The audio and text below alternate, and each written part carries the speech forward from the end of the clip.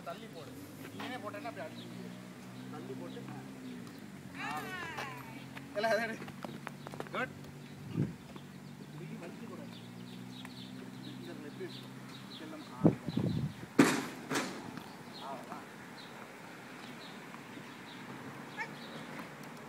எப்படி ஓடி ஓடி எடுக்கணும் பண்ணி. இப்ப அது அப்பாக்குப்பா. இப்ப அது அப்பாக்குப்பா. இப்ப ரெண்டுமே நீங்க வச்சுக்கிட்டா எப்படிப்பா? ஒரு பால் அப்பாக்குப்பா. பேட் மாதிரி அப்ப பேட் அடிக்கவா?